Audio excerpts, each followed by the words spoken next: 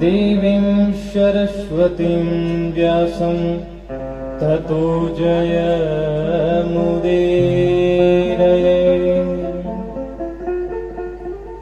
जय जय श्री राधारमण, जय जय नवल किशोर, जय गोपी चित चोर प्रभु, जय जय माखन चोर। बुद्धिहीन तनु जानिके, सुमिरो पवन कुमार। बल बुद्धि विद्या देहु मोहि, हरहु कलेश विकार। बोलिए हनुमान जी महाराज की जय हो। कृष्ण कन्हैया लाल की जय हो। सद्गुरुदेव महाराज की जय हो। जय जय श्री राधेश। आइए भगवान की मंगलमय कथा का शुभारंभ करने से पूर्व 2 क्षण के लिए भगवान नाम संकीर्तन करेंगे। आप सब लोग भी हमारे साथ मिलकर के गाने का प्रयास करेंगे।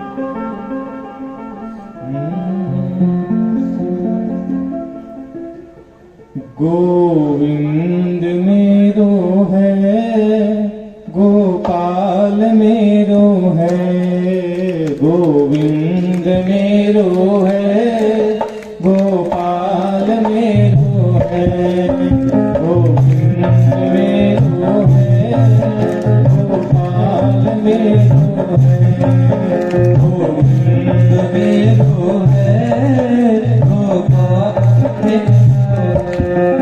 श्री के बिहारी नंदलाल मेरो है, श्री के बिहारी नंदलाल मेरो है, श्री के बिहारी नंदलाल मेरो है, श्री के बिहारी नंदलाल मेरो है।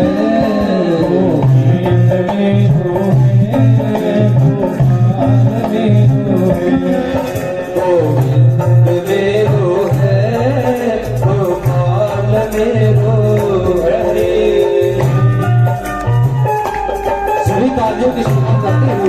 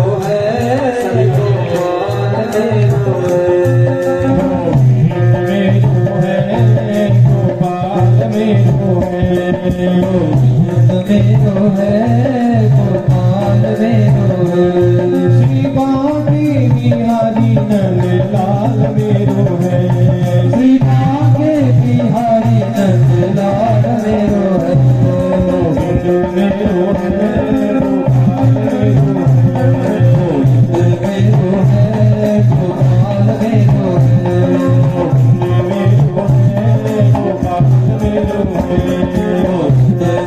है, गोपाल मेरो है,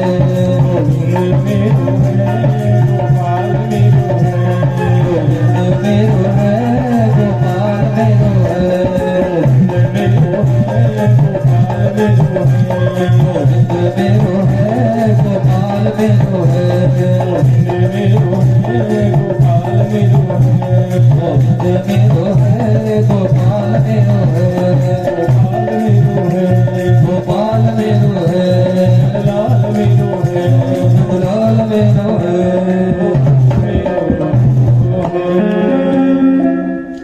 गोविंद मेरो है, गोपाल मेरो है।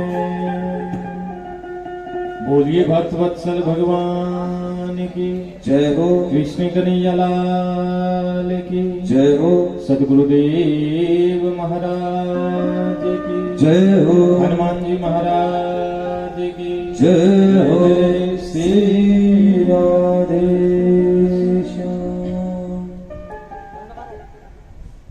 परम मंगल में भगवान श्री बालकृष्ण लाल, जिनकी मूर्ति स्वरूपा श्रीमद् भागवत महापुराण, जिस भागवत का गान और पान करने मात्र से जीव के समुचित पाप नष्ट हो जाएं, ऐसी भगवान की पावन कथा को हम सब लोग बारंबार प्रणाम करते हैं। भगवान श्री बालकृष्ण लाल की युगल छवि का ध्यान करते हुए साधु संत पुरुष महात्माओं की पावन तपोस्थली में हनुमान जी महाराज के प्रांगण में बैठ करके हनुमान जी के चरणों में भगवान की मंगलमय कथा का गान और पान करने के लिए हम सब लोग एकाग्र भये हैं। जिस क्रम में रात कथा का विश्राम किया, उसी क्रम को आगे बढ़ाते हुए भगवान की चर्चा का रसपान करेंगे। सोनकादि ऋषियों ने सूत जी महाराज से 6 प्रश्न किए, उन्हीं के उत्तर में श्रीमद् भागवत कथा का प्रसंग श्रवण करा रहे हैं। व्यास जी महाराज ने ये श्रीमद् भागवत महापुराण जब अपने पुत्र सुखदेव को श्रवण कराया, तब 7 दिवस में राजा परीक्षित को मरने का श्राप लगा। तब उस समय सुखदेव जी महाराज ने ही आकर के उनके मृत्यु का भय दूर किया। सोनकादि ऋषियों ने प्रश्न किया है, महाराज ये राजा परीक्षित कौन है? आप बार बार राजा परीक्षित की चर्चा करते हो, ये राजा परीक्षित है कौन? यहीं से भागवत में महाभारत की कथा प्रारंभ होती है। 5 पांडव थे और 100 कौरव थे। सूत जी महाराज कहते हैं कि ये जो परीक्षित है ये पांडवों का ही वंशज है। महाभारत के युद्ध में जब कौरव मारे गए, पांडव भी महाराज अपने हस्तिनापुर में राज्य करने लगे। तब इन्हीं पांडवों के गुरुपुत्र ने अस्त्र का प्रहार किया।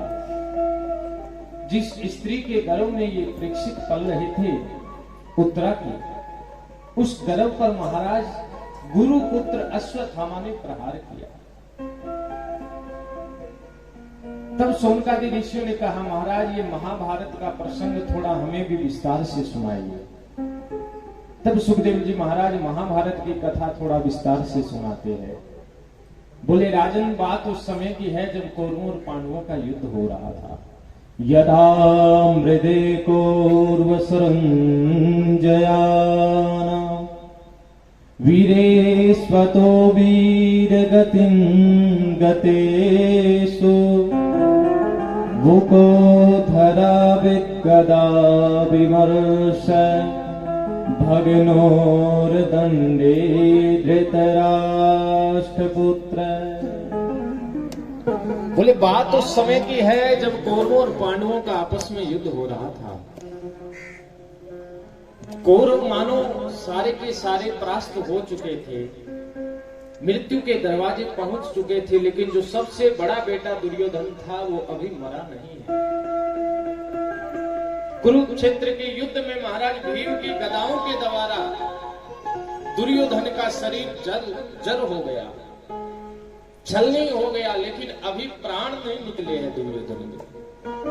कुरुक्षेत्र की भूमि में पड़ा पड़ा चिल्ला रहा है, कोई पानी पिला दो, पानी, मेरी रक्षा करो, रक्षा करो। उसी समय ऐसा वर्णन आता है कि पांडवों के गुरु के पुत्र अश्वत्थामा आए।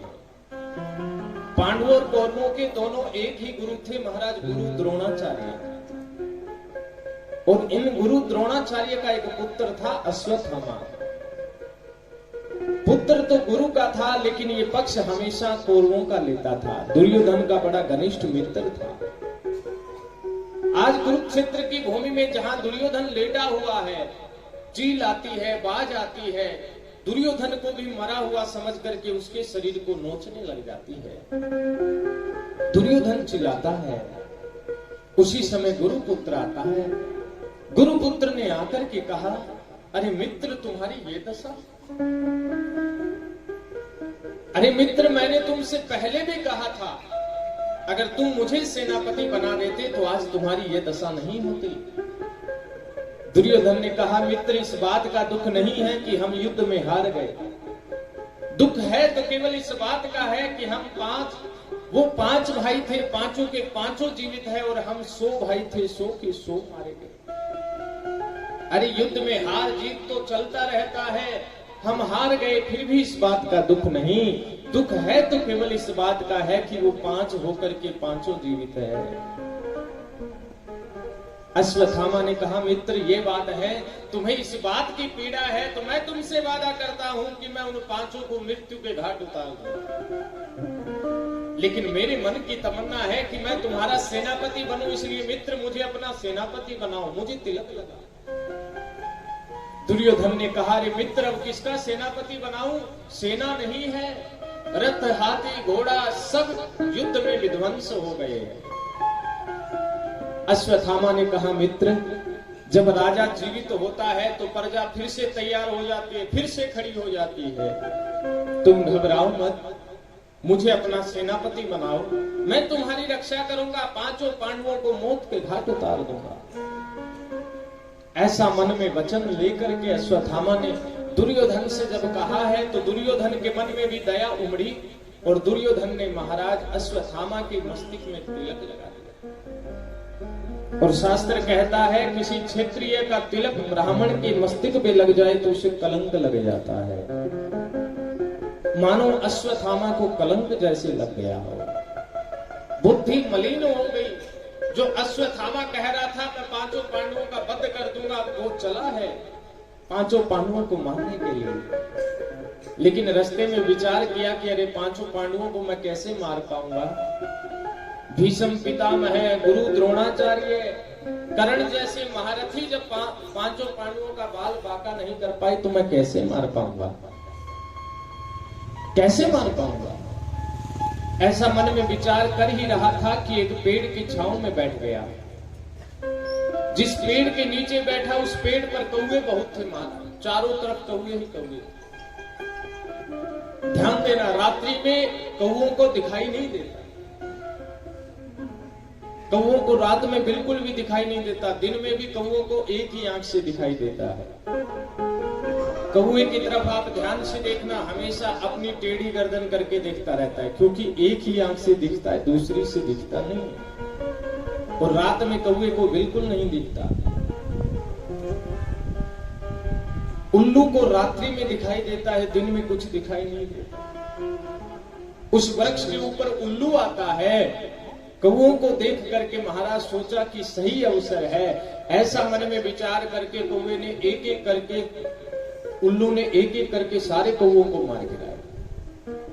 अश्वत्थामा ये दृश्य देख रहा था कि अरे भैया, जिस प्रकार सोए हुए कौओं को या रात्रि के अंधेरे में कौओं को अकेला उल्लू 100 कौओं को मार सकता है, तो क्या मैं सोए हुए 5 पांडवों को भी नहीं मार सकता?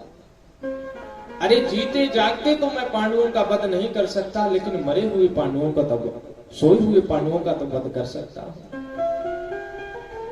अश्वत्थामा मन में यही विचार करके चला है कि चलो सोए हुए पांडवों का ही वध कर दें। लेकिन ध्यान से सुनिए, जिसके ऊपर भगवान की प्रेरणा हो, भगवान की कृपा हो, उसका कौन बाल बाका कर सकता है?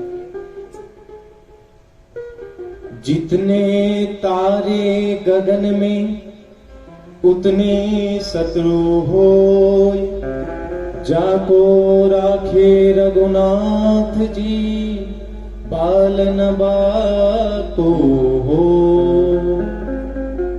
जितने तारे गगन में उतने शत्रु होए, लेकिन जाको राखे रघुनाथ जी, बाको बाल न बाको होए। जिसको भगवान रखना चाहे महाराज, उसका कौन बाल बाका कर सकता है?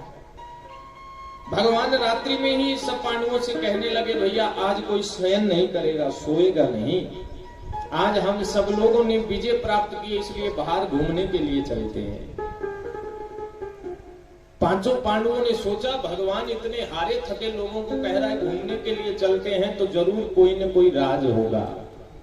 इसलिए पांडव कभी भगवान की बात को काटते नहीं थे, जैसा भगवान कहते वैसा ही करते। आज पांडवों ने कहा, प्रभु जैसी आपकी इच्छा, अगर भ्रमण करने चलना है तो चलो। द्रौपदी को भी ले लिया, कुंती को भी ले लिया, उत्तरा को भी साथ में ले लिया, चलने लगे। लेकिन ध्यान से सुनिए, 5 पांडवों की एक पत्नी थी जिसका नाम था द्रौपदी, और इस द्रौपदी को अपने 5 पतियों से एक एक पुत्र प्राप्त हुआ। एक पुत्र भीम से हुआ, एक अर्जुन से हुआ, एक युधिष्ठिर से, एक नकुल, एक सहदेव से। द्रौपदी के 5 संतानें थी। जब ये सब जाने लगे तो द्रौपदी के 5 पुत्र आकर के भगवान से प्रार्थना करने लगे, भगवान हम बड़े हारे थके हैं, हमारा कहीं घूमने जाने का मन नहीं है, इसलिए हम विश्राम करना चाहते हैं। भगवान कहते हैं मेरी आज्ञा का पालन नहीं करते, इसलिए जाओ तथास्तु, तुम हमेशा के लिए विश्राम करो। उनके समझ में कुछ नहीं आया और आकर के हारे थके थे, आकर के सो गए। भगवान सबको लेकर के चले गए। लेकिन जैसे ही महाराज रात्रि के अंधेरे में अश्वत्थामा आया है, 5 सैया के ऊपर सोए हुए देखा, सोचा पांडव है, तो आज पांडव समझ करके 5 पांडव पुत्रों का सर काट डाला, अपनी झोली में डाल करके कुरुक्षेत्र की भूमि में लेके आया। दुर्योधन उसी प्रकार चिल्ला रहा था, पाहि माम, कोई रक्षा करो, कोई पानी पिलाओ। अश्वत्थामा ने कहा, मित्र तुम्हारे दुख के बादल छट चुके हैं, अब दुखी होने की आवश्यकता नहीं है। तुम्हें जिन 5 पांडवों से भय था, मैंने उन 5 पांडवों को ही मार गिराया। दुर्योधन बड़ा प्रसन्न हुआ, आहा, जिसको बड़े बड़े महारथी काम नहीं कर पाए, उसी मेरे छोटे से मित्र ने काम कर दिया। अश्वत्थामा ने 5 पांडवों को मार गिराया। अब तो अश्वत्थामा से दुर्योधन ने कहा, रे मित्र, मैं अपने हाथ से भीम का सर कुचलना चाहता हूं, क्योंकि जो दुर्योधन था महाराज, भीम का सबसे बड़ा शत्रु था। भीम गदा में सबसे श्रेष्ठ था, निपुण था। इसलिए दुर्योधन जब गदा युद्ध सीखता था तो भीम की लोहे की मूर्ति बना करके भीम से युद्ध किया करता था। भीम से इतनी जलस करता था, घृणा करता था। तो दुर्योधन ने कहा, मैं भीम का सर अपने हाथों से कुचलना चाहता हूं। अश्वत्थामा ने जैसे ही सुना, भीम के पुत्र का सर निकाल करके दुर्योधन को दिया।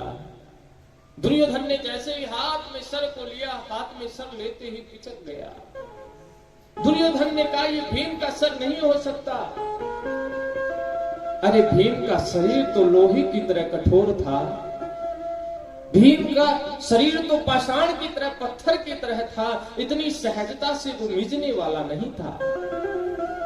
अश्वत्थामा ने अब जब ध्यान से देखा, दुर्योधन ने ध्यान से देखा तो समझ में आया कि ये पांडव नहीं है तो पांडवों के पुत्र है। अब तो दुर्योधन मानो रुदन करने लगा हो, रोने लगा हो महाराज। दुर्योधन ने कहा, रे दुष्ट मित्र, तूने ये क्या किया? तूने पांडवों को नहीं पांडव पुत्रों को मार गिराया। अरे ये पांडव पुत्र तो हमारे भी पुत्र के समान थे, इन पुत्रों से हमें कोई भय नहीं था। अरे अश्वत्थामा, तुमने इनको मार करके तो हमारे वंश में कोई पानी देने वाला भी नहीं छोड़ा। दुर्योधन को इतनी पीड़ा भई महाराज, इतना दुख हुआ पुत्रों के मरने का कि उस दुख को सहन नहीं कर पाया और उसी दुख से महाराज दुर्योधन की मृत्यु हो गई। दुर्योधन का प्राणांत हो गया।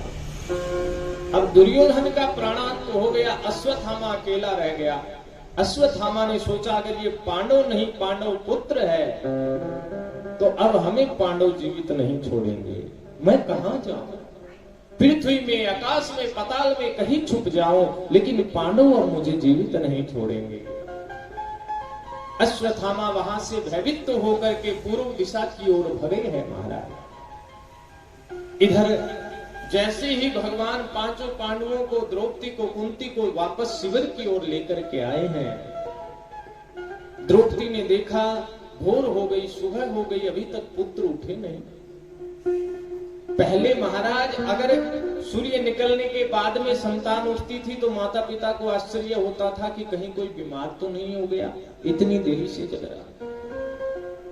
और आजकल 4 बजे उठ जाए ना तो माँ बाप बेटे का सर चेक करने लग जाते हैं कि कहीं बुखार तो नहीं है। रात में 4 बजे जग के खड़ा हो गया माँ। पहले आश्चर्य होता था कोई लेट उठता था, आजकल आश्चर्य होता है कोई जल्दी उठता है। कोई इतना जल्दी कैसे? द्रौपदी ने भी कहा कि मेरे पुत्र तो सूर्य निकलने से पूर्व उठ जाते हैं महाराज, लेकिन अभी तो सूर्य निकलने को आया है लेकिन मेरे पुत्र जगे नहीं। क्योंकि द्रौपदी के पुत्रों का नियम था सुबह उठते ही अपने माता पिता के चरणों को स्पर्श करना, अपने माताश्री के चरणों को स्पर्श करना, पिताश्री के चरणों को स्पर्श करना। और ये नियम बड़ा ही महत्वपूर्ण है महाराज। शास्त्र में ऐसा वर्णन आता है कि जो सुबह उठ करके अपने माता पिता के चरणों में वंदन करता है, नमन करता है, उसकी 4 चीजें बढ़ती है, आयु, विद्या, यशो और बल। 4 चीजें बनती है। माता पिता के चरणों में प्रणाम करने से आयु बढ़ती है, यश बढ़ता है, बल बढ़ता है, विद्या बुद्धि बढ़ती है। इसलिए माता पिता के चरणों में प्रणाम करना चाहिए। संतों ने तो कहा है जो प्रातः कालीन उठ करके सुबह जल्दी अपने पिता के चरणों को प्रणाम करता है वो कभी बदनसीब नहीं होता। सुबह जल्दी उठ करके जो अपनी माता के चरणों में प्रणाम करता है वो कभी गरीब नहीं होता। सुबह जल्दी उठ के महाराज जो अपनी बड़ी बहन, बड़े भाई, बुआ के चरणों में प्रणाम करता है वो व्यक्ति इस जीवन में कभी चरित्रहीन नहीं हो सकता। इसलिए सुबह उठ करके अपने से बड़ों का चरण अवश्य स्पर्श करना चाहिए। लेकिन आजकल तो चरण करने की पद्धति भी बदल गई है महाराज। पहले किसी को प्रणाम किया जाता था तो झुक करके प्रणाम किया जाता था, अंगूठों को स्पर्श किया जाता था। और आज से 15-20 साल पहले जब प्रणाम किया जाता था तो झुक करके किया जाता था। 5-7 साल में परिवर्तन आया तो यहां अंगूठों को छोड़ करके महाराज यहां घुटने से नीचे हाथ लगाने लगे। आज से 5-7 साल पहले यहां घुटनों पे स्पर्श करने लगे। और आज के समय जब प्रणाम करते हैं तो घुटनों को भी हाथ नहीं लगाते, यहां जांघ के हाथ लगाते हैं महाराज प्रणाम। अच्छा 5-10 साल बाद में और परिवर्तन आ जाएगा, फिर यहां हाथ नहीं लगाएंगे, फिर तो सीधा ये कहेंगे पिताजी प्रणाम, माताजी प्रणाम। थोड़े दिनों में फिर स्पर्श करना ही बंद कर देंगे महाराज, दूर से ही। आजकल फोन की व्यवस्था है तो दूर से ही प्रणाम करते हैं। और 5-10 साल और बीत जाएंगे तो फिर तो प्रणाम करने की और पद्धति बदल जाएगी महाराज। दूर से खड़े हुए गेट पर ही कहेंगे पिताजी प्रणाम, फेंक करके मारे महाराज। पिताजी भी फिर उसी प्रकार आशीर्वाद देंगे। आयु विद्या यश और बल तब बढ़ते हैं जब माता और पिता के दाहिने पैर के अंगूठे का स्पर्श हो। प्रणाम करने की पद्धति है, अपने से बड़ों को प्रणाम करे तो दोनों अंगूठों को अवश्य हाथ लगाना चाहिए। ऐसे नहीं कि हाँ महाराज हम रोजाना प्रणाम करते, घुटनों को हाथ लगा दिया, जान के हाथ लगा दिया, थोड़े झुक गए, ये प्रणाम करना नहीं। झुकना अच्छी बात है, लेकिन उससे भी ज्यादा झुकना उससे भी अच्छी बात है। नमंती फलिनो वृक्ष नमंती कुमिनो जनः। शास्त्र कहता है वह पेड़ झुकता है जिसके ऊपर फल लगते हैं, और वह व्यक्ति झुकता है जो गुणवान होता है। महाराज अकड़ करके चलना तो मुर्दे की पहचान होती है। अकड़ करके मत रहिए, माता पिता के सामने झुकना सीखिए। द्रौपदी ने भी देखा कि सुबह हो गई है, अभी तक मेरी संतान नहीं आई है, सो रही होगी, चलो चल करके मैं ही उठा दूं। द्रौपदी जैसे ही महाराज अपनी संतान को उठाने गई तो क्या देखा, पांचों सैया खून से लथपथ पड़ी है महाराज। पांचों पुत्रों के सर नहीं है। द्रौपदी जोर जोर से रोने लगी, बिलखने लगी, चिल्लाने लगी। जैसे ही द्रौपदी रोने लगी, द्रौपदी की रोने की आवाज सुनकर के अर्जुन दौड़े दौड़े आए हैं। अरे द्रौपदी क्या हुआ, क्या हुआ, क्या हुआ? द्रौपदी ने कहा किसी दुष्ट ने मेरे पांचों पुत्रों का वध कर दिया। जैसे ही महाराज द्रौपदी ने कहा मेरे पांचों पुत्रों का वध कर दिया, अर्जुन को क्रोध आया। अर्जुन ने कहा द्रौपदी घबराओ मत, तुम छत्राणी हो, छत्राणी को रोना शोभा नहीं देता, तुम रो मत। जिसने भी तुम्हारे पुत्रों का वध किया है, सूर्यास्त से पहले पहले यहां लाकर के उसे मृत्यु दंड दूंगा। अर्जुन भगवान कृष्ण से प्रार्थना करते हैं। भगवान रथ लेकर के आते हैं, अर्जुन बैठे हैं, पूर्व दिशा की ही ओर चले हैं महाराज संयोग वंश। जिस दिशा में रथ को दौड़ाया है उसी दिशा में महाराज अर्जुन दौड़ रहा था। चलते चलते सांझ होने को आई, कोई मार्ग दिखाई नहीं दिया। सूर्य अस्त के समय अब अश्वत्थामा दिखाई देता है। जैसे ही अश्वत्थामा दिखाई दिया, भगवान ने कहा समय बहुत कम है, हन्यताम हन्यताम, मार गिराओ, यही तुम्हारे पुत्रों का हत्यारा है। जैसे ही अश्वत्थामा को देखा, अश्वत्थामा घबराया कि हाय राम मैं क्या करूं, अर्जुन मुझे जीवित नहीं छोड़ेगा। अश्वत्थामा ने भय के मारे महाराज ब्रह्मास्त्र छोड़ दिया। ब्रह्मास्त्र से बढ़कर के कोई अस्त्र नहीं है महाराज। जिस प्रकार आज के समय परमाणु बम है, वैसे ही पहले अस्त्र शस्त्र के अंदर महाराज ब्रह्मास्त्र होता था। ब्रह्मास्त्र से बड़ा कोई अस्त्र नहीं होता था। आज जैसे ही अश्वत्थामा ने अर्जुन पे छोड़ा है, अर्जुन महाराज कांपने लगा, भगवान के चरणों में गिर पड़ा और भगवान से प्रार्थना करने लगा। कृष्णाय वासुदेवाय देवकी नंदनाय च नंद गोप कुमाराय गोविंदाय नमो नमः। प्रणाम करने लगे हैं, भगवान से कहने लगे भगवान पाए मां मेरी रक्षा करो, मुझे कोई मार्ग दिखाई नहीं दे रहा है। जैसे ही भगवान से कहा कोई मार्ग दिखाई नहीं दे रहा, भगवान कृष्ण ने कहा रे अर्जुन तुम्हें तो ब्रह्मास्त्र चलाना भी आता है और शांत करना भी आता है, ब्रह्मास्त्र को शांत करो। भगवान के चरणों का ध्यान करके अर्जुन उठा है और उस ब्रह्मास्त्र को शांत किया है। क्योंकि महाराज जो गुरु द्रोणाचार्य थे, केवल ये विद्या अर्जुन को ही प्रदान की थी, ब्रह्मास्त्र चलाने की और शांत करने की, और ये विद्या किसी में नहीं थी। अश्वत्थामा को ब्रह्मास्त्र चलाना आता था, लेकिन शांत करना रोकना नहीं आता था। अर्जुन ने भगवान के चरणों का ध्यान करके उस ब्रह्मास्त्र को रोका है। भगवान ने कहा हन्यता मार गिराओ, अर्जुन ने कहा मारूंगा नहीं, द्रौपदी से वादा किया उसके सामने ले जाकर के मृत्यु दंड दूंगा। अब तो मानो अर्जुन ने महाराज अश्वत्थामा को बंदी बना करके रथ के पीछे बांध लिया और रथ के पीछे घसीटते घसीटते लेकर के आ रहे हैं। जैसे ही अपने शिविर की ओर पहुंचे हैं, सभी पांडव बाहर खड़े थे, द्रौपदी कुंती सब बाहर खड़े हैं, शोकाग्रस्त है, सब बिलख रहे हैं, रो रहे हैं। मानो अर्जुन को जैसे ही आते हुए रथ की तरफ देखा है तो आज बड़े प्रसन्न हो रहे हैं। लेकिन बंधुओं, जैसे ही द्रौपदी ने अर्जुन को देखा, अर्जुन के रथ के पीछे अश्वत्थामा को देखा, तो द्रौपदी चिल्ला पड़ी, मुच्यता मुच्यता मेक ब्राह्मणो नितराम गुरु। अरे अर्जुन छोड़ दो, छोड़ दो। जैसे ही अर्जुन निकट आया, द्रौपदी ने जैसे ही कहा छोड़ दो, अर्जुन ने कहा, अरे द्रौपदी ये क्या कह रही हो, छोड़ दो। अरे द्रौपदी यही तुम्हारे 5 पुत्रों का हत्यारा है और तुम कह रही हो छोड़ दो। द्रौपदी ने कहा, भले ही ये मेरे 5 पुत्रों का हत्यारा है, लेकिन अर्जुन ये तो सोचो कि ये है कौन। अरे अर्जुन, तुम्हें ज्ञात है ये अस्त्र शस्त्र विद्या का ज्ञान देने वाले कौन थे? अरे गुरु द्रोणाचार्य, गुरु द्रोणाचार्य की संतान है ये, और गुरु का बेटा तो गुरु के सम्मान पूजनीय होता है, और तुम गुरु के पुत्र का वध करना चाहते हो। जैसे ही अर्जुन से कहा, मानो अर्जुन की आंखें खुल गई हो।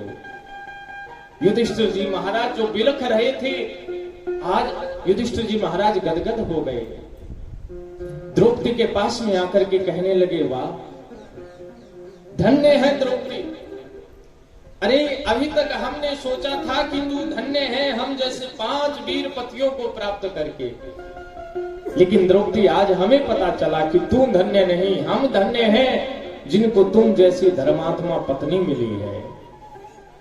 घर में धर्मात्मा पत्नी मिलना बड़ी सौभाग्य की बात है महाराज, क्योंकि स्त्री ही एक ऐसी है जो धर्म का पालन कर सकती है। इसीलिए तो स्त्री को महाराज पतिव्रता स्त्री कहा जाता है, धर्म पत्नी कहा जाता है, धर्म प्रायणा कहा जाता है।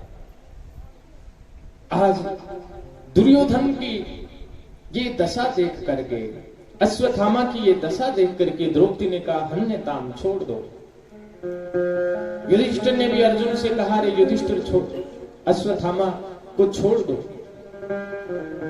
जैसे ही युधिष्ठिर जी ने कहा तो अर्जुन ने अश्वत्थामा को छोड़ दिया। सब लोग अपना अपना मत कह रहे हैं, लेकिन भगवान कृष्ण बिल्कुल शांत खड़े हैं। अर्जुन ने सोचा कि सब अपना अपना मत दे रहे हैं, लेकिन भगवान कुछ नहीं बोल रहे। भगवान से भी तो पूछें, अश्वत्थामा के विषय में भगवान क्या कहते हैं। अर्जुन आकर के भगवान के सामने हाथ जोड़ करके खड़े हो गए। अब भगवान से पूछ रहे हैं, हे भगवान, सब अपने अपने मन के विचार कह रहे हैं। कोई कह रहा है अश्वत्थामा को मारो, कोई कह रहा है छोड़ दो। आप ही बताइए कि मैं क्या करूं, अश्वत्थामा को मारूं कि छोड़ूं। भगवान ने कहा, रे अर्जुन, जो शास्त्र कहता है वो बात हम तुम्हें कहते हैं, तुम्हें क्या करना है वो तुम विचार कर लो। अर्जुन ने कहा, भगवान शास्त्र क्या कहते हैं? तब भगवान कृष्ण पहली बार बोले हैं, ब्रह्म बंधुर्न हन्तव्य आतताई बधारणम। अरे अर्जुन, शास्त्र यह कहता है कि ब्राह्मण का कभी दैहिक वध नहीं करना चाहिए, ब्राह्मण का कभी शरीर से वध नहीं करना चाहिए, और आतताई बधारणम, जो बाल हत्यारा बच्चों का वध करने वाला हो, वो चाहे भले ही कोई हो, उसे फिर जीवित नहीं छोड़ना चाहिए। अर्जुन ने कहा, वाह भगवान, एक तरफ तो कह रहे हो इसे मारो और दूसरी तरफ कह रहे हो इसे छोड़ो। एक तरफ तो कह रहे हैं ब्राह्मण का वध नहीं करना चाहिए, तो ये अश्वत्थामा ब्राह्मण है, और दूसरी तरफ कह रहे आतताई बधारणम, जो बाल हत्यारा हो, बच्चों का वध करने वाला, उसे जीवित नहीं छोड़ना चाहिए। एक तरफ तो कह रहे हो अश्वत्थामा को मारो और दूसरी तरफ कह रहे हो छोड़ो, तो मैं करूं क्या? भगवान ने कहा भैया जो शास्त्र कहता है वो मैंने तुम्हें बता दिया, अब करना क्या है, मारना है कि छोड़ना है वो तुम विचार कर लो। क्योंकि भगवान कृष्ण अर्जुन की परीक्षा लेना चाहते हैं। महाभारत के युद्ध में भगवान ने जो गीता का ज्ञान दिया है, भगवान सोचते हैं कि ज्ञान केवल सुनते ही है कि वासना वालों की तरह महाराज ज्ञान के पीछे पीछे सुहागा फेर देते हैं, फट्टा फेर देते हैं। भगवान परीक्षण ले रहे हैं महाराज कि जो ज्ञान दिया है उसको निरखता भी है कि नहीं। जिस प्रकार महाराज हम भी किसी कुम्हार से कोई मटका खरीदते हैं तो बार बार बजा के देखते हैं कि कहीं कच्चा तो नहीं है। इसीलिए महाराज गुरु भी अपने शिष्य का बार बार परीक्षण करता रहता है कि शिष्य महाराज कहीं कमजोर तो नहीं है, कहीं शिष्य में क्रोध तो नहीं है, कहीं शिष्य में काम तो नहीं है, कहीं शिष्य में लोभ तो नहीं है। गुरु भी शिष्य का बार बार परीक्षण करता रहता है। अर्जुन समझ गया कि भगवान मेरी परीक्षा लेना चाहते हैं। अर्जुन ने क्या किया कि ब्राह्मण को कभी दैहिक वध नहीं करना चाहिए, लेकिन कम से कम ऐसा वध कर देना चाहिए कि जीवन पर्यंत वो याद रखे। तो बोले ऐसा क्या करें? बोले महाराज भरी सभा के बीच में अपमानित कर दें। किसी व्यक्ति का अपमान कर दिया जाए तो वो मरने से भी ज्यादा कष्ट देने वाला होता है महाराज। व्यक्ति का शरीर से वध किया जाता है वो केवल एक बार कष्ट देता है, लेकिन किसी का भरी सभा के बीच में अपमान कर दिया जाए, कोई प्रतिष्ठित व्यक्ति आए, उसके मुंह पर काली पोत दी जाए, उसके हाथ से माइक छीन लिया जाए या उससे धकेल दिया जाए, गांव से बाहर कर दिया जाए, उसका इतना अपमान कर दिया जाए तो वो कैसे बर्दाश्त कर पाएगा। इसलिए अर्जुन के मन में विचार आया कि अरे भैया दैहिक वध नहीं कर सकते लेकिन अपमानित तो कर सकते हैं।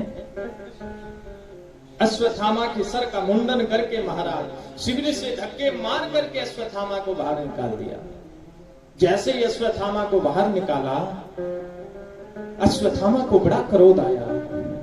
अश्वत्थामा ने कहा इन क्षत्रियों की ये मजाल कि एक ब्राह्मण पुत्र को अपने गांव से बाहर निकाल रहे हैं, अपने शिविर से बाहर धक्के मार करके कर रहे हैं।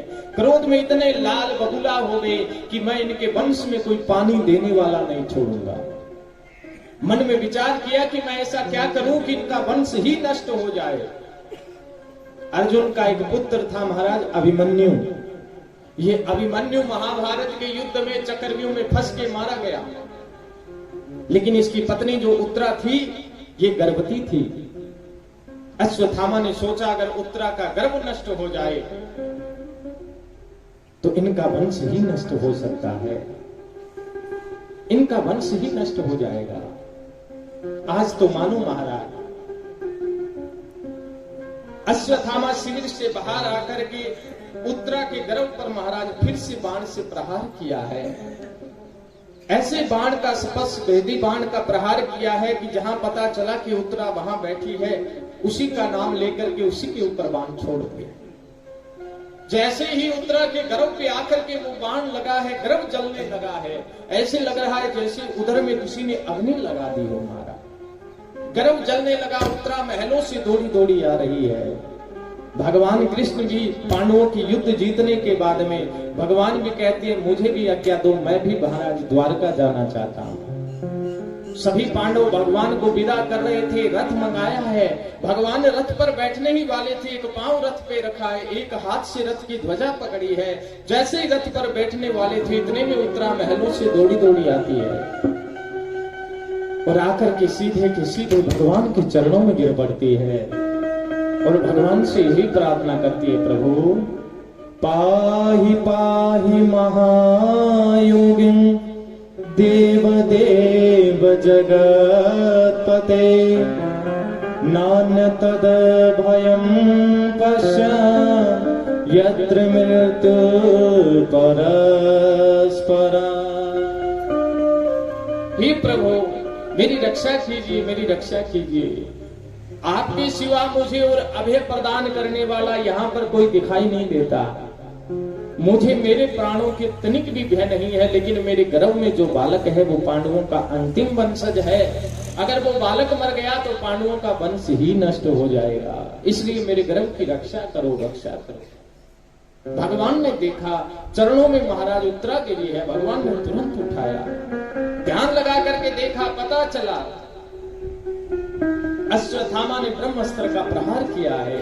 भगवान अनुष्ठा मात्र रूप धारण करके उत्तरा के गर्भ में प्रविष्ट हुए हैं और अपने सुदर्शन चक्कर के द्वारा मानो महाराज उसके गर्भ की रक्षा की है।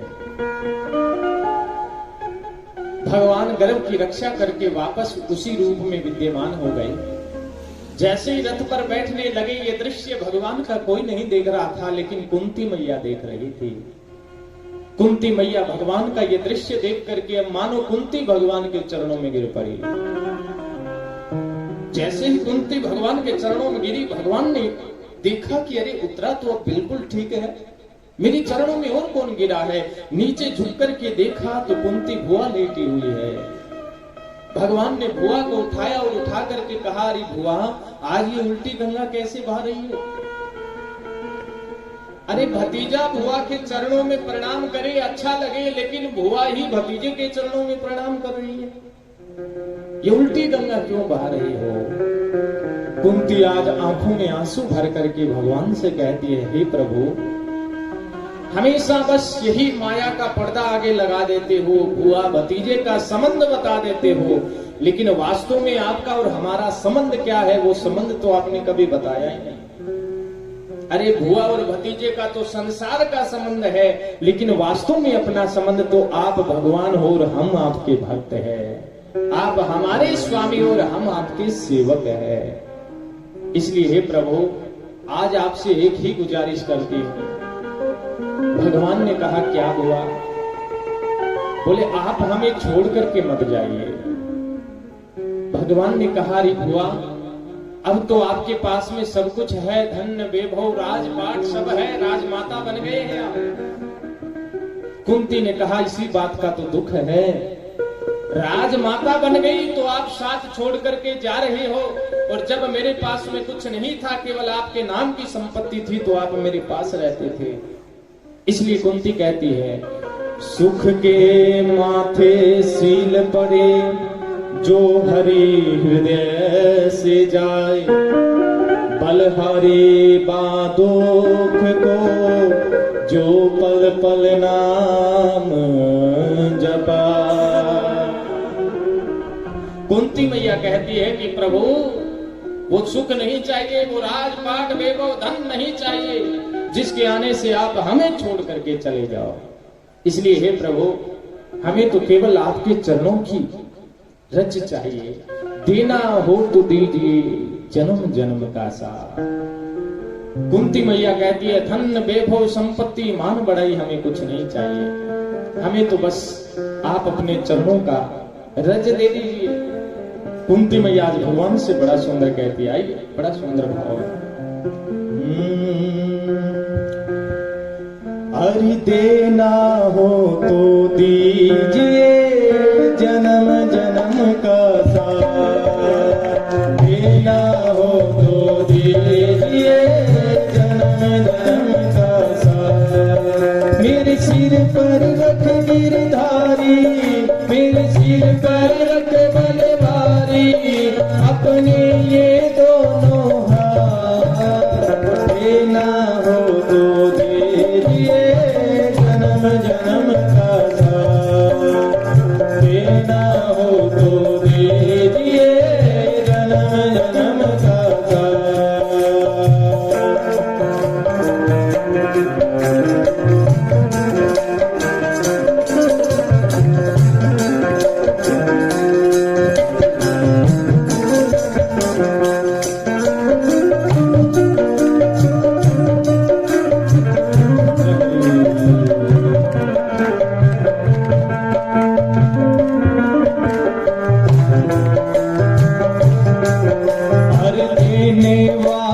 श्याम प्रभु से धन और दौलत क्या मांगू, देने वाले प्रभु से धन और दौलत क्या मांगू। श्याम प्रभु से मांगू तो फिर मान और इज्जत क्या मांगू, श्याम प्रभु से मांगू तो फिर मान और इज्जत क्या मांगू। मेरे जीवन में अब कर दो जीवन में अब कर दो तुम कृपा की वर्षा, देना हो तो दे दिए जन्म जन्म का साथ, देना हो तो दे दिए जन्म जन्म का साथ।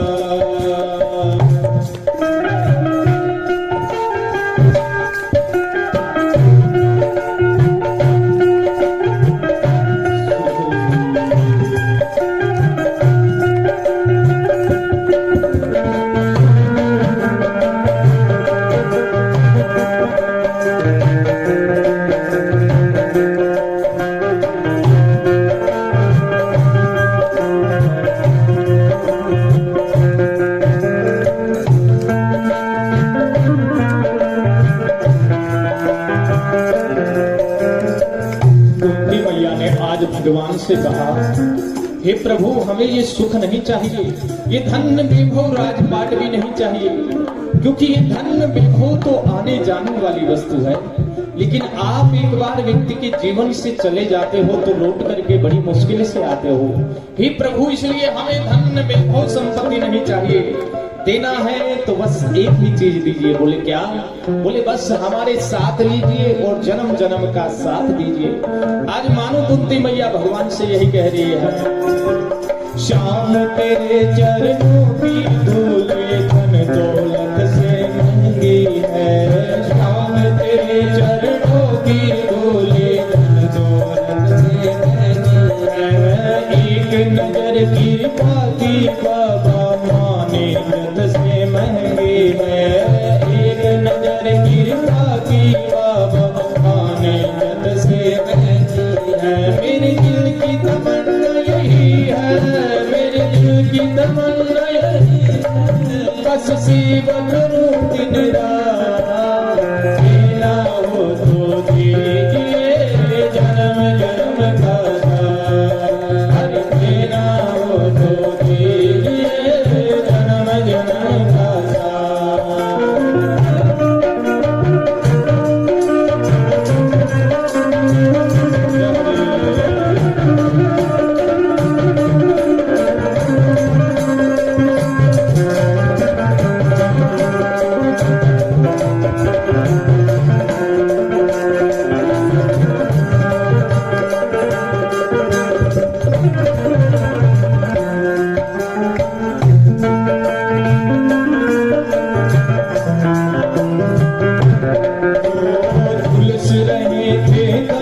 धूप में प्यार की छैया की पीना, उलझ रहे हैं गम की धूप में प्यार की छैया कर देना। आज कुंती मैया ने यही कहा कि जिस समय दुख के बादल थे, हर समय विपत्ति पे विपत्ति आती रही, तो हर क्षण तुम्हें पास में खड़ा पाया। अरे एक बार तो कौरवों ने लाख का महल बना दिया महाराज, और लाख का महल बना करके पांडवों को उसमें रहने के लिए बोल दिया। रात्रि के समय जब पांडव विश्राम करने लगे तो उस महल को चारों तरफ से घेर करके महाराज उसको आग लगा दे। उस आग से लाक्षा ग्रह से बचाने वाला कोई और नहीं, केवल तुम ही थे। और आज जब सुख का समय आया तो आप हमें कह रहे हो कि हम छोड़ करके जा रहे हैं। नहीं प्रभु, हमें ये धन वैभव नहीं चाहिए, बस आपका सहारा चाहिए। इसीलिए तो कुंती मैया भगवान से कह रही है, झुलस रहे थे गम की धूप में प्यार की छैया कर देना, झुलस रहे हैं गम की धूप में प्यार की छैया कर देना। बिन माझी के नाव चले ना, अब पतवार पकड़ लेना, बिन माझी के नाव चले ना, अब पतवार पकड़ लेना। अरे बिन माझी के नाव चले ना, अब पतवार पकड़ लेना, बिन माझी के नाव चले ना, अब पतवार पकड़ लेना। मेरा रास्ता रोशन कर दो, मेरा रास्ता रोशन कर दो, छाई अंधियारी रात।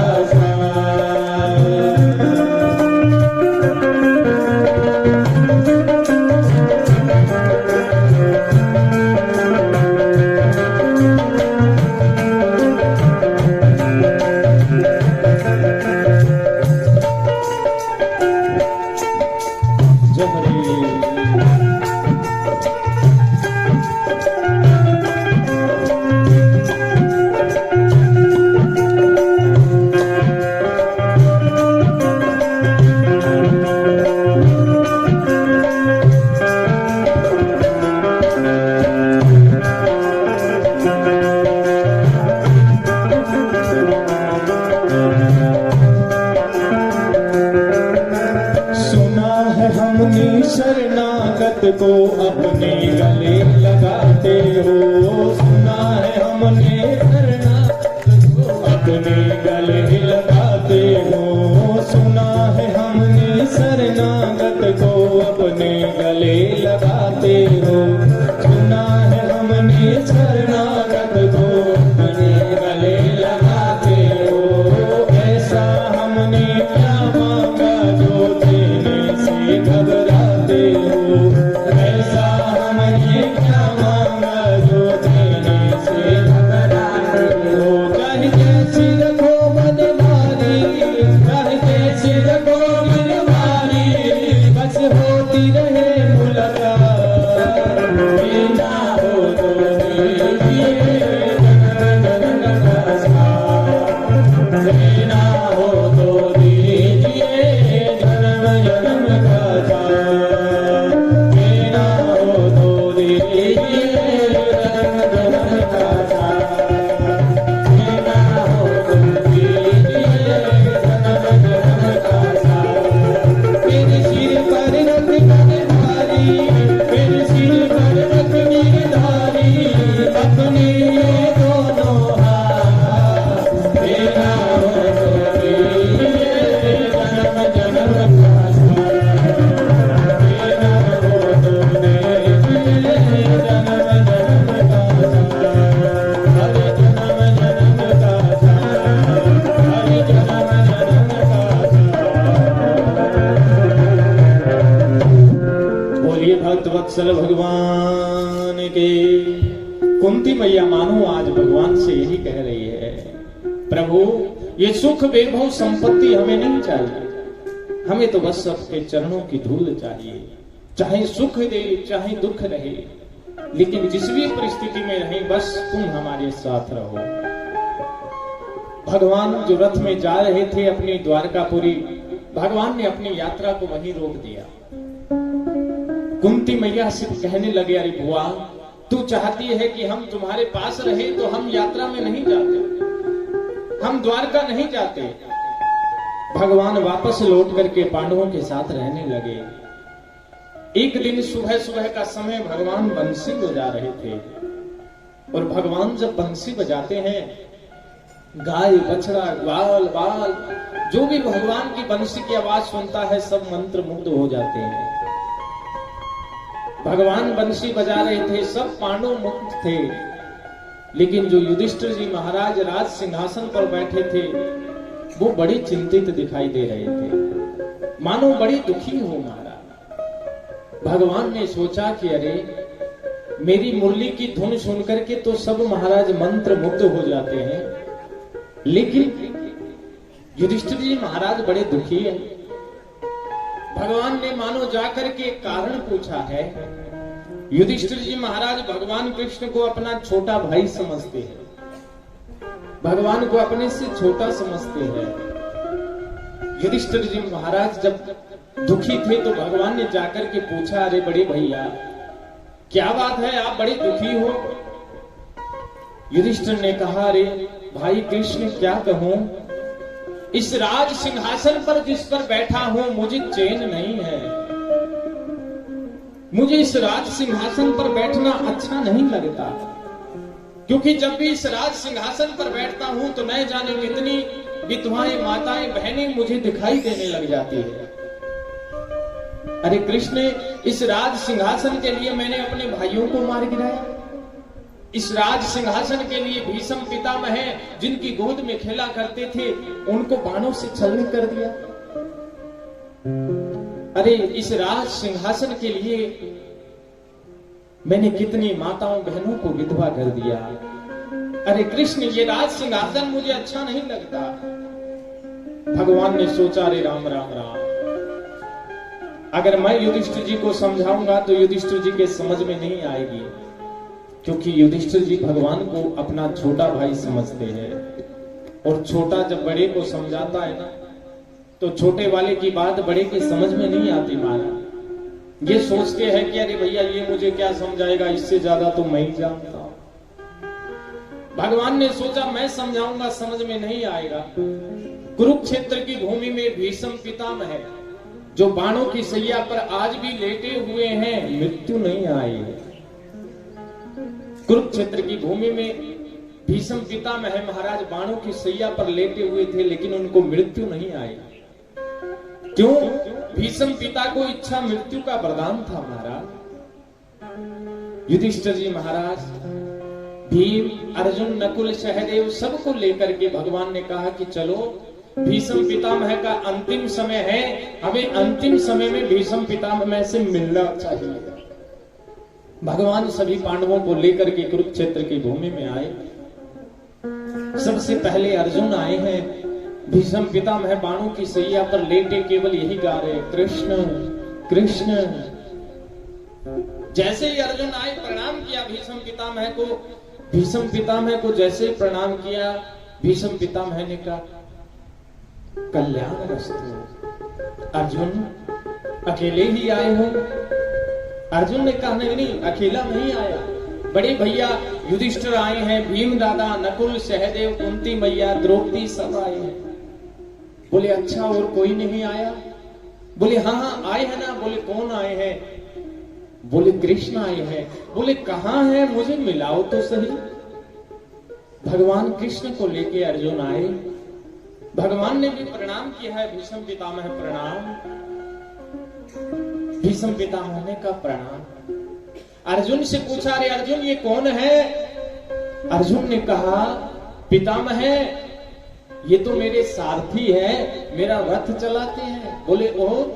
बोले मेरे साला साहब है, क्योंकि भगवान की एक बहन थी सुभद्रा का विवाह अर्जुन के साथ हुआ था। तो अर्जुन ने कहा ये तो मेरे साला साहब है। दूसरे रिश्ते में महाराज ये मेरे सारथी है। एक रिश्ते में ये मेरे गुरु है, कुरुक्षेत्र की युद्ध भूमि में मुझे ज्ञान दिया था, इसलिए मेरे गुरु है। चौथे संबंध में ये मेरे मित्र हैं। भगवान के साथ तो हमारे बहुत संबंध है। भीष्म पितामह ने कहा, वाह अर्जुन, तुम्हारे तो भगवान से बड़े संबंध है, लेकिन तुम असली संबंध तो भूल ही गए। तुम नर हो और ये नारायण है, ये संबंध तो तुम भूल ही गए। और अर्जुन, तुम बड़े प्रसन्न हो रहे हो, तुम्हें क्या लगता है कि महाभारत का युद्ध तुमने जीता है? अरे महाभारत का युद्ध तुमने नहीं जीता। भगवान कृष्ण अगर तुम्हारे साथ नहीं होते तो तुम महाभारत के युद्ध को जीत नहीं पाते। महाभारत के युद्ध को जीत नहीं पाते। लेकिन पांडवों ने महाराज भगवान को पाने के लिए तपस्या की है। जन्म जन्मांतर तक भगवान का भजन किया है, तब जाकर के कहीं भगवान उनके सानिध्य में रहे हैं। नहीं तो आजकल हम पूजा पाठ करते हैं तो सोचते हैं पूजा की कि भगवान तुरंत इस हाथ से पूजा ले और इस हाथ से फल दे दे। ऐसा संभव नहीं है महाराज। विधुरानी ने 10,000 वर्षों तक भगवान की आराधना की है, तब जाकर के भगवान ने कहीं उसके जूठे बेर खाए हैं। सुदामा जी का जीवन बीत गया भगवान को याद करते करते, गरीबी में भी याद करते करते। अंत समय में जाकर के भगवान ने सुदामा को दर्शन दिया है। भक्ति इतनी सस्ती नहीं है। एक पेड़ के नीचे बैठकर के एक संत महात्मा तपस्या कर रहे थे। सूरदास जी महाराज तपस्या कर रहे थे। तपस्या करते करते बहुत समय हो गया। एक बार नारद जी महाराज वहां से जा रहे थे। नारद जी के जिस व्यक्ति को दिखता नहीं ना, उसकी सुनने की शक्ति बहुत तेज होती है।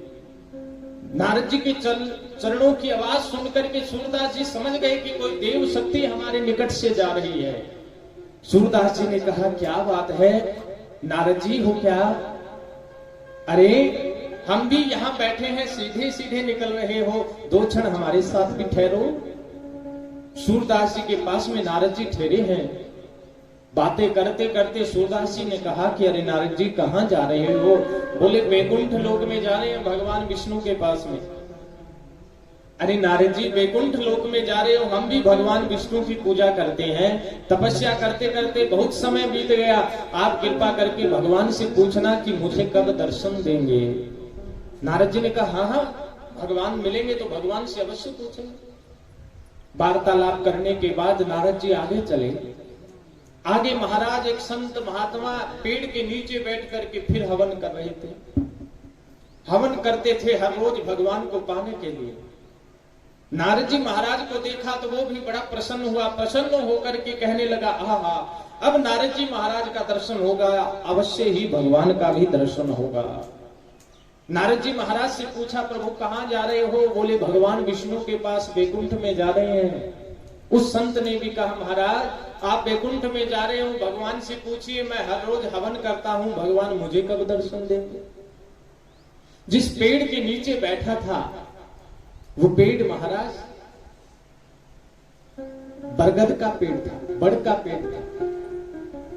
और जो सूरदास जी महाराज जिस पेड़ के नीचे बैठे थे वो इमली का पेड़ था।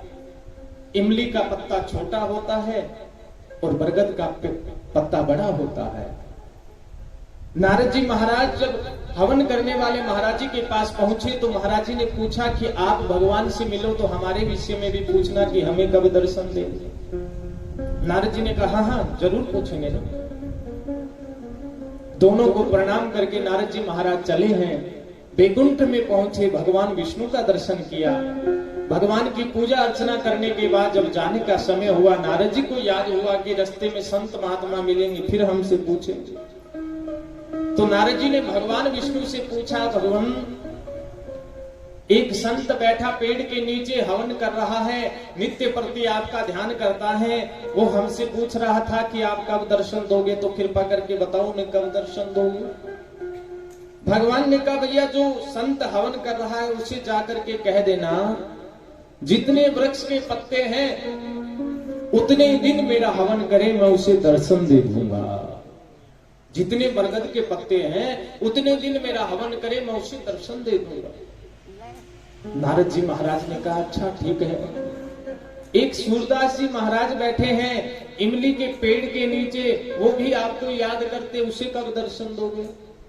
भगवान विष्णु ने कहा, जो सूरदास इमली के पेड़ के नीचे बैठा है उसे जाकर के कह देना, जितने इमली के पेड़ के पत्ते हैं उतने वर्षों तक मेरा तप करे, फिर मैं उसे दर्शन दूंगा। नारद जी ने सोचा, राम राम राम, अरे भैया बरगद का तो पेड़ भी बड़ा, पत्ते भी बड़े, मानो वो संत करेगा 2, 4, 5 साल में तपस्या जैसे ही पूरी होगी भगवान दर्शन दे देंगे। लेकिन यहां तो कह रहे हैं इमली के पेड़ के जितने पत्ते उतने वर्षों तक। इमली के पेड़ का पत्ता तो बहुत छोटा छोटा होता है। कहा जितने पेड़ के पत्ते उतने वर्षों तक तपस्या करे महाराज। नारद जी ने सोचा, अगर सूरदास को बेचारे को बताऊंगा तो सूरदास तो सुनते ही पागल हो जाएगा, इतने वर्षों तक कैसे तपस्या कर पाएगा। नहीं नहीं, सूरदास को नहीं बताऊंगा। नारद जी महाराज चले हैं। सबसे पहले जो यज्ञ कर रहा था उस संत के सामने से जाने लगे। उस संत ने कहा, नारद जी महाराज सीधे सीधे निकल रहे हो, क्या बात, हमसे बात नहीं करोगे क्या? या भगवान से हमारे विषय में आपने बात नहीं की? जैसे ही कहा तो नारद जी ने कहा, नहीं नहीं ऐसी बात नहीं, भगवान से बात करके आया हूं। भगवान ने कहा है, अरे संत, जितने इस बरगद के पेड़ के पत्ते हैं उतने दिन तक भगवान का हवन करो, भगवान दर्शन दे देंगे। उस संत ने पेड़ की ओर देखा, अरे इतना बड़ा पेड़ और इतने पत्ते, मेरा तो जीवन ही बीत जाएगा। राम राम राम, मुझे नहीं करनी ऐसी तपस्या। हवन के अंदर कमंडल का पानी डाला, चिमटा फाड़ा और छल पड़ा। अरे भैया मेरी उम्र तो ऐसे ही बीत जाएगी भगवान का नाम लेते, मैं नहीं कर सकता इतनी तपस्या, चल पड़ी। नारद जी महाराज ने सोचा, जब इतनी तपस्या का इसे कहा है, ये चल पड़ा तो सूरदास तो महाराज जिएगा ही नहीं, वो तो मर ही जाएगा। इमली के तो इतने छोटे छोटे पत्ते होते, और भगवान ने कहा इतने वर्षों तक तपस्या करो। नारद जी महाराज ने सोचा, सूरदास के पास नहीं जाऊंगा। जैसे ही जाने लगे, सूरदास के पास से धीरे धीरे से नारद जी निकलने लगे, तो सूरदास जी को पता चल गया कि नारद जी हमारे पास से निकल रहे हैं। सूरदास ने कहा, महाराज क्या बात, हमसे कोई गलती हो गई जो बगैर मिले हमसे जा रहे हो? अरे बगैर मिले हमसे जा रहे हो? नारद जी महाराज कम से कम एक बार मिल करके तो जाते। भगवान से नहीं मिले तो कोई बात नहीं, आप तो मिल करके जाते। नारद जी महाराज जैसे ही सूरदास जी के पास में आया सूरदास जी ने पूछा, रे नारद जी क्या आप भगवान से मिले थे? बोले हाँ सूरदास जी मिला तो था। बोले मिले थे तो क्या हुआ? बोले भगवान ने कहा है, अरे सूरदास जितने इस इमली के पेड़ के पत्ते हैं उतने वर्षों तक तपस्या करना, तुम्हें मेरा दर्शन हो जाएगा।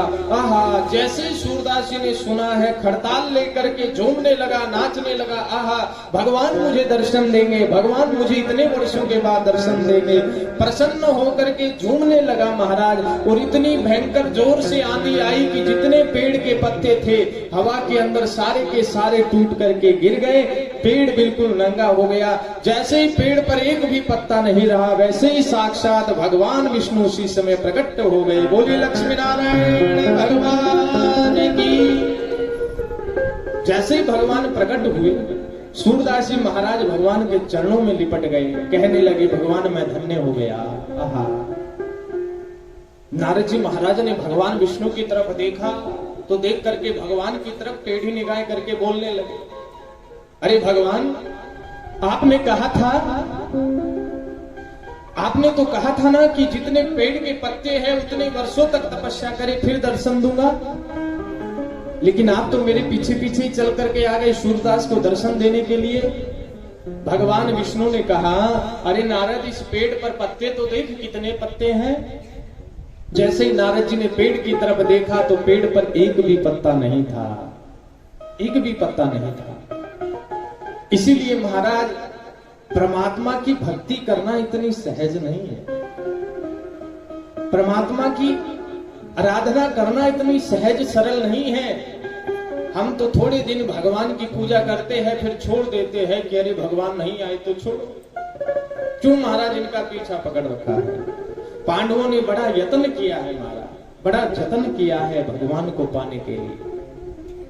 और हम तो महाराज अक्सर ऐसा होता है कि घर में कोई शुभ काम होता है तो याद करना तो दूर की बात, हम भगवान को भूल ही जाते हैं, भगवान को भोग लगाना ही भूल जाते हैं। और सब बातें याद रहती है लेकिन भगवान को भोग लगाना, नहलाना, धुलाना सब कुछ भूल जाते हैं।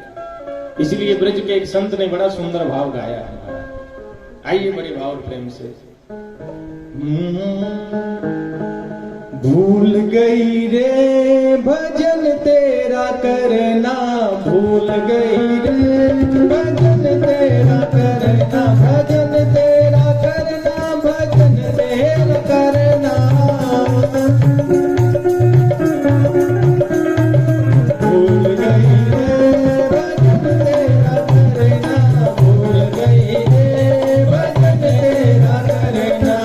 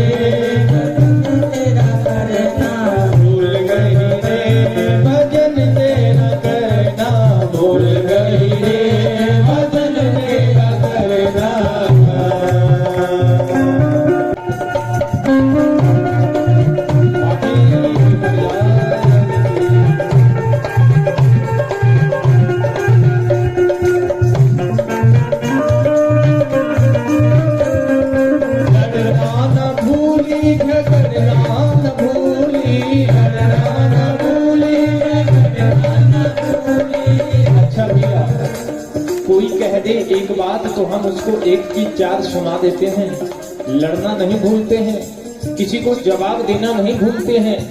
लेकिन हे प्रभु, जब लड़ाई झगड़ा हो जाता है तो तुम्हें भोग लगाना जरूर भूल जाते हैं, तुम्हें जरूर भूल जाएंगे लेकिन लड़ना झगड़ना अपने जीवन में कभी नहीं भूलेंगे। संतों ने बड़ा सुंदर कहा है, लड़ना न भूली झगड़ना न भूली,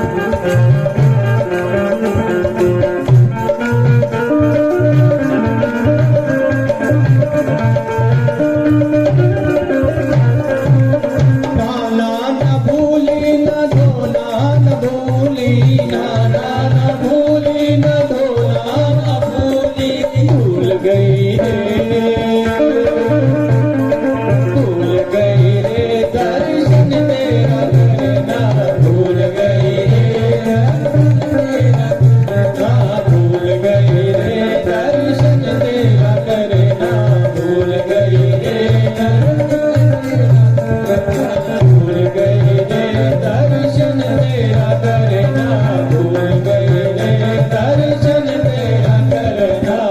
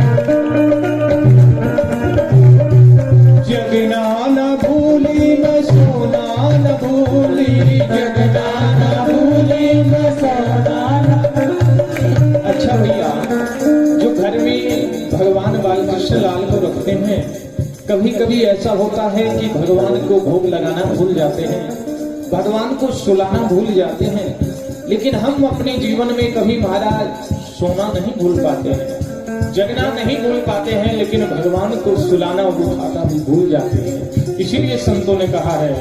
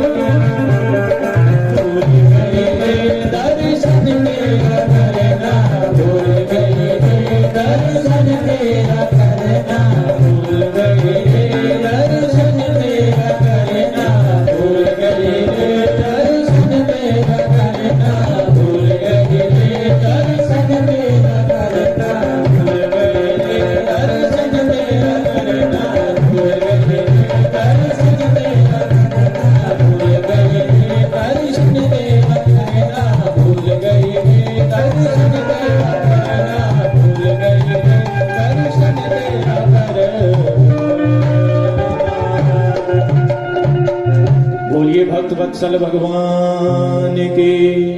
अपने जीवन में सब कुछ याद रहता है, लेकिन भगवान की सेवा ही भूल जाते हैं। आज भीष्म पितामह ने भी अर्जुन से कहा, अरे अर्जुन क्या तुम्हें पता है महाभारत का युद्ध जिताने में केवल भगवान कृष्ण का हाथ था। अगर भगवान कृष्ण तुम्हारे साथ नहीं होते तो तुम महाभारत का युद्ध कभी नहीं जीत पाते। भगवान कृष्ण ने ही महाभारत का युद्ध जिताया है। मैं देख रहा था भट्ट कपाल कर ताल बजावही चामुंडा नाना विधि गावही। भगवान कृष्ण का सुदर्शन महाराज सबका सर काटते जा रहा था और भद्रकाली मैया हाथ में खड्ग लिए हुए महाराज सबका खून पान किए जा रहे थे। अरे कृष्ण तुम बड़े छलिया हो। भीष्म पितामह ने एक बार महाभारत के युद्ध में प्रतिज्ञा की थी कि मैं 5 पांडवों को कल जीवित नहीं छोड़ूंगा। भगवान कृष्ण को जब इस प्रतिज्ञा का पता चला, भगवान ने सबसे पहले युधिष्ठिर से कहा, अरे युधिष्ठिर क्या तुम्हें पता है कल सुबह होते ही भीष्म पितामह तुम्हें मार गिराएंगे। युधिष्ठिर ने कहा, हमें चिंता नहीं उनकी, उन्हें चिंता हमारी है।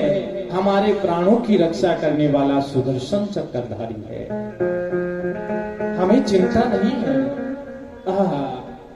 अर्जुन के पास में भगवान गए, अर्जुन से पूछा, अरे अर्जुन क्या तुम्हें पता है भीष्म पितामह सुबह होते ही तुम्हें मार गिराएंगे। अर्जुन ने भी कहा, व्यास भरोसे कवर के सोवत पांव पसार। हम तो प्रभु आपके भरोसे हैं, आप चाहे हमें जीवाएं या मारे, हम तो आपकी शरण में हैं। भीम के पास में गए, भीम से कहा, रे भीम तुम्हें चिंता है कल होते ही भीष्म पितामह तुम्हें मार गिराएंगे। अब तो मानो महाराज। भीम ने कहा, चिंता से चतुराई घटे, दुख से घटे शरीर। अरे भगवान चिंता से तो चतुराई घटती है, चिंता करने का क्या फायदा, और दुख से शरीर घटता है। इसलिए न हम चिंता करते और न ही हम दुख करते हैं।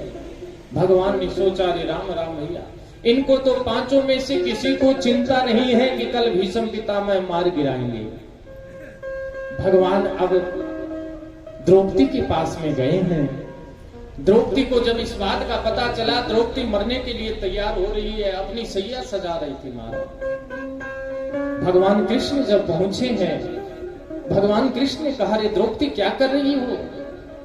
द्रौपदी ने कहा, रे भैया कृष्ण, सुबह होते ही मेरे पांचों पतियों को भीष्म पितामह मार गिराएंगे। मैं अपने मरे हुए पतियों का मुख नहीं देख सकती, इससे अच्छा है कि उनसे पहले मैं ही मर जाऊं, इसलिए मरने की तैयारी कर रही हूं।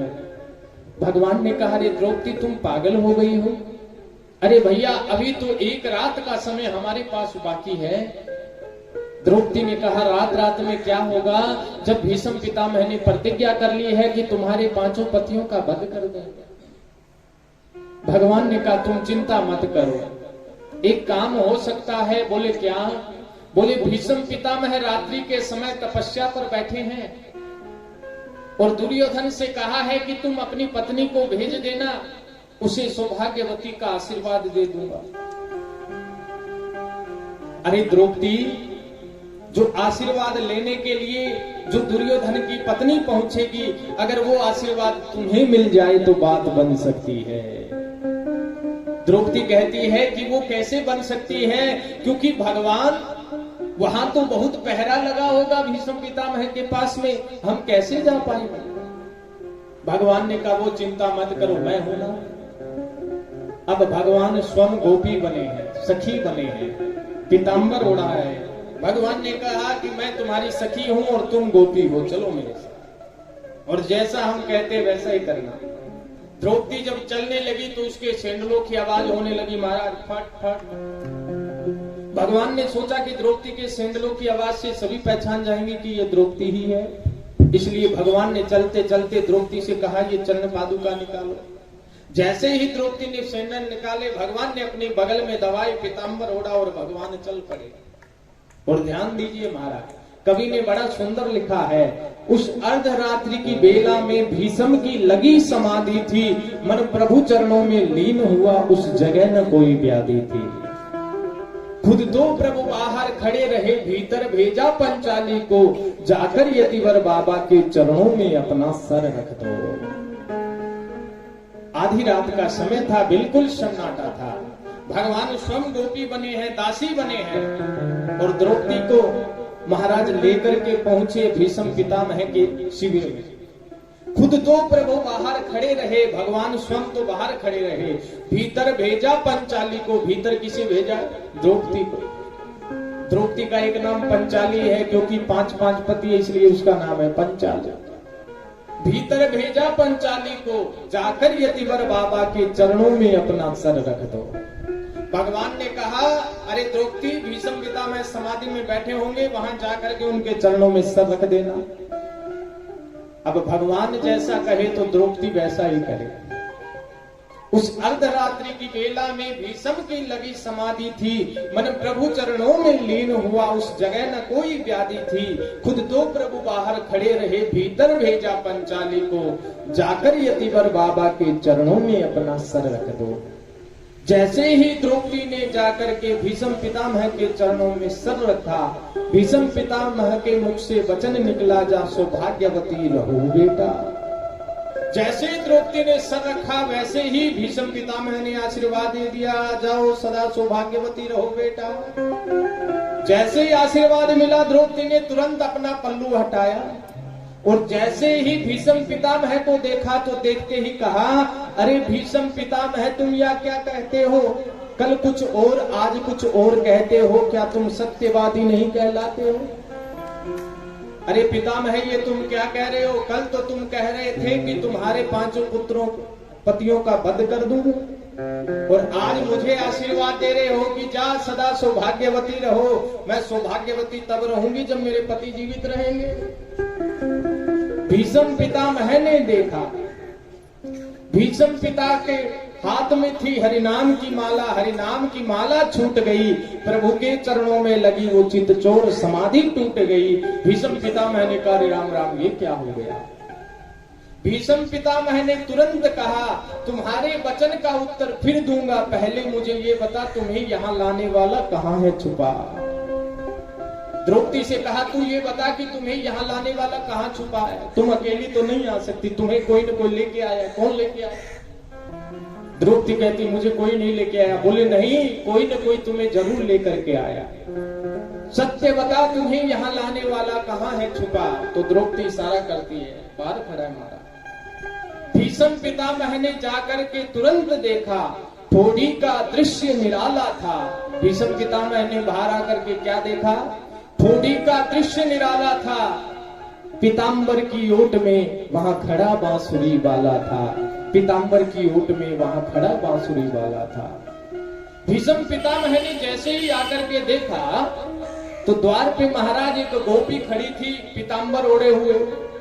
भीष्म पितामह ने सोचा कोई गोपी होगी, लेकिन जैसे ही जाकर के उसका घूंघट उठा करके देखा, जाकर के जब दृश्य देखा, ठोड़ी का दृश्य निराला था। पीताम्बर की ओट में वहां खड़ा बांसुरी वाला था। आहा, देखते ही भीष्म पितामह की आंखें चुकराई और चकराते ही भीष्म पितामह ने कहा, आहा, छलिया छलने को आया है, दासी का भेष बनाया है, भक्तों की रक्षा करने के लिए आज दासी का भेष बनाया है। इतने में द्रौपदी आ गई। द्रौपदी ने कहा, आप बाद में झगड़ते रहना, पहले मेरे आशीर्वाद का बताओ क्या होगा? भीष्म पितामह ने कहा, जा बेटा, सदा सौभाग्यवती रहो, ये आशीर्वाद हमारा है। तुमने मेरे कुल को उज्जवल कर डाला, क्योंकि तेरी रक्षा करने वाला स्वयं सुदर्शन चक्रधारी है। अरे द्रौपदी, तुमने तो मेरे कुल को ही उज्जवल कर दिया।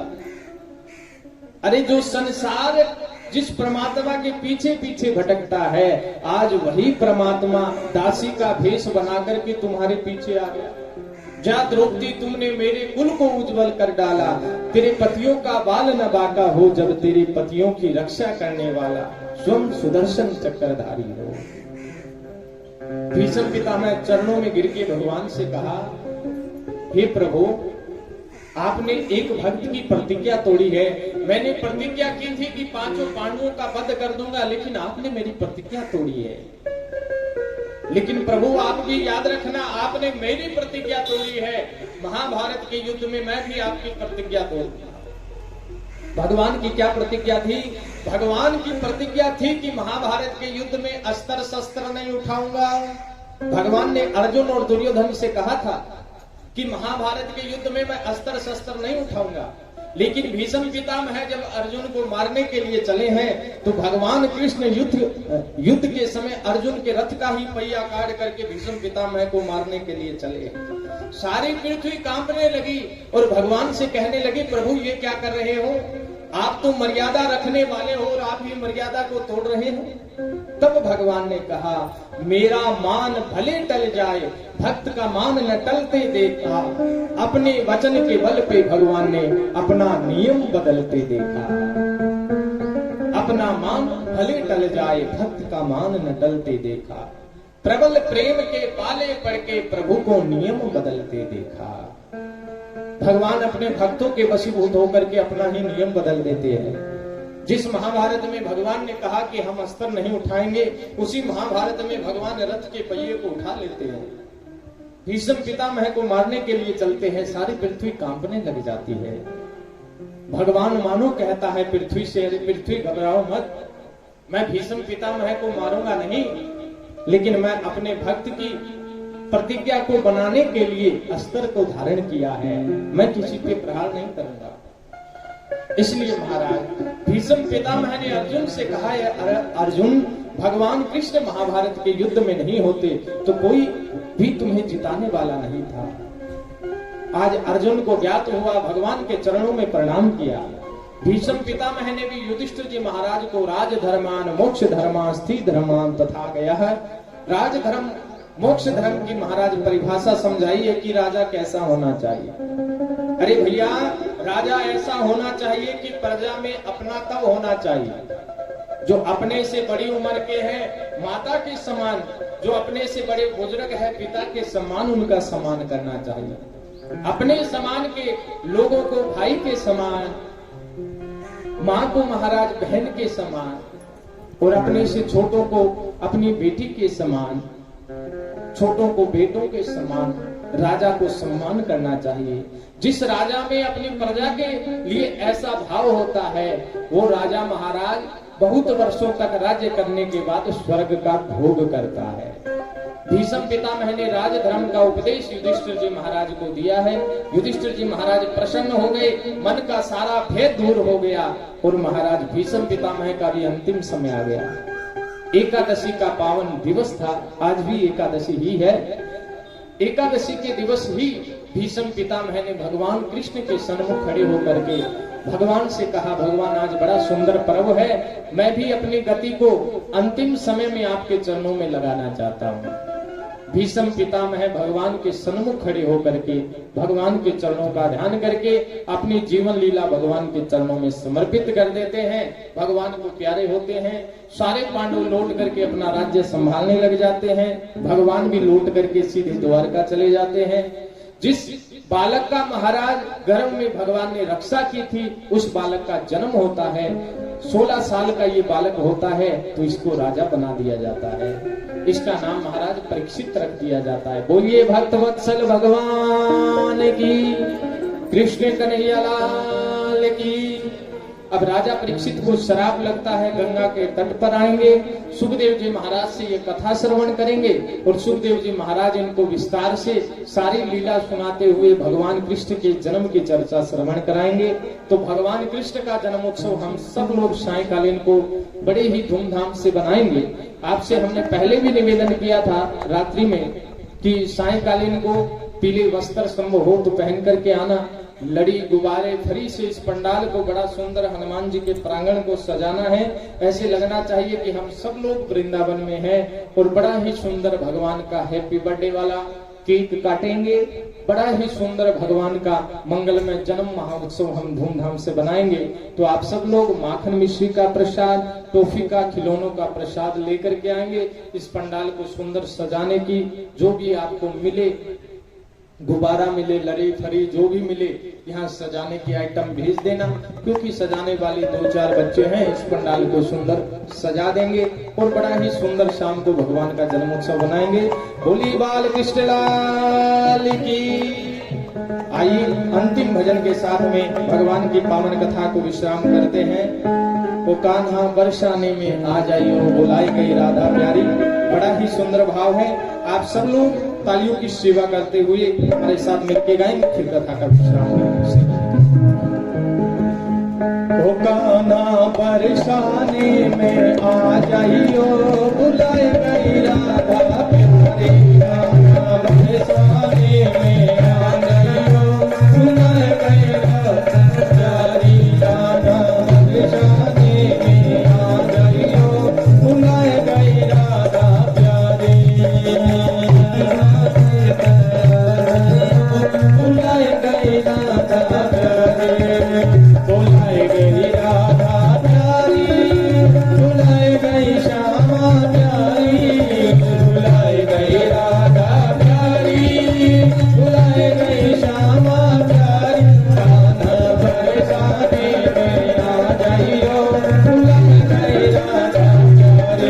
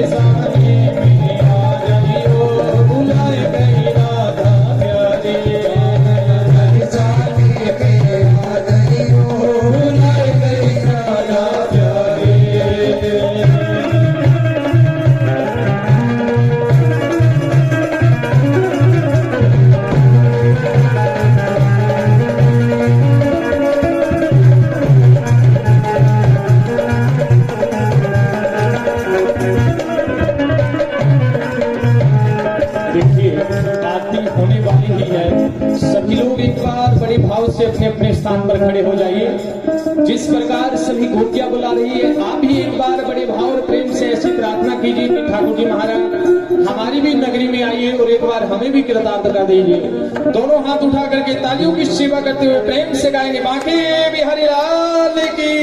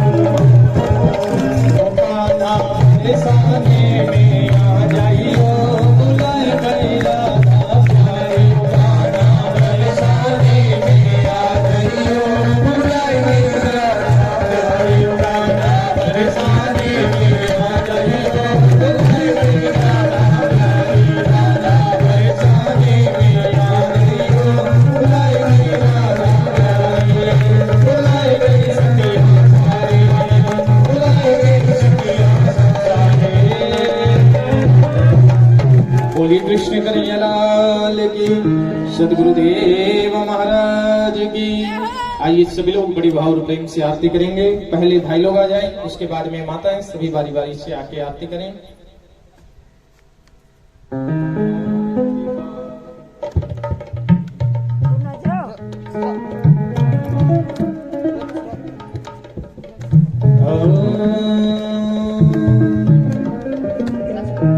अधर धर मुरली बजैया की, आरती कृष्ण कन्हैया की।